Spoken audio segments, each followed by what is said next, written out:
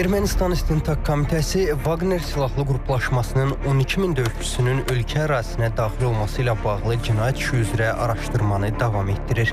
Bu barədə məlumatı Sputnik agentliyinin sorğusuna cavab olaraq qurumun mətbuat xidməti təsdiqləyib. İstintaq Komitəsi məsələ ilə bağlı əlavə təfərrüatlar açıqlamasa da, araşdırmanı bir sıra qaranlıq məqamlar əhatə edir.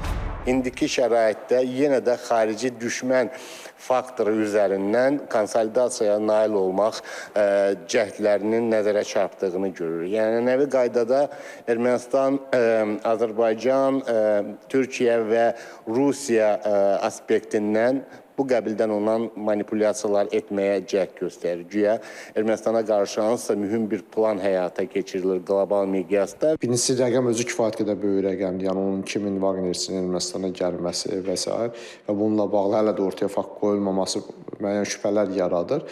Və bunun davamı olaraq, bu fikrin davamı olaraq əlavə etmək istərdim ki, fikrimcə ola bilər ki, Nikol Paşinyan bu açıqlamanı verərkən daxili siyasi məqsədlər üçün verib, daxili siyasi məqsədlərini reallaşdırmaq üçün verib.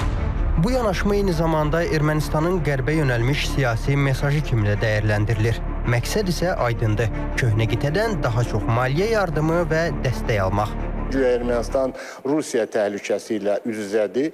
Yəni, faktiki olaraq Paşinyan hakimiyyətinin Rusiya tərəfindən devrilməsi ehtimalı var. Bu da Ermənistana daha çox maliyyə yardımı və Ermənistanın daha çox silahlandırılması və həmçinin təhlükəsizlik faktoru üzərindən, güya təhlükəsizlik faktoru üzərindən Ermənistana dəstəyin verilməsi ilə bağlı olan uydurmalardır. Xatırladaq ki, 2023-cü ilin sentyabrında Baş nazir Nikol Paşinyan parlamentdə Wagner üzvlərinin Ermənistana gəlməsi barədə yayılan iddiaları şərh edərək, Milli Təhlükəsizlik Xidmətinin bu məlumatları öz səlahiyyətləri çərçivəsində yoxladığını bildirmişdi. Döyüşçülərin Ermənistandakı mövcudluğu ilə bağlı ilkin məlumatlar İrəvan Ağsaqqallar Şurası seçkiləri ərəfəsində hökumət yönlü kanallar vasitəsilə yayılmışdı. İlkin olaraq 3000 döyüşçüdən bəhs edilsə də, sonradan onların sayının 12 min nəfərə çatdığı iddia olundu. Digər iddialara görə isə Wagner üzvləri ölkədə çevriliş həyata keçirməyi və baş nazir Nikol Paşinyanı hakimiyyətdən uzaqlaşdırmağı planlaşdırırdılar.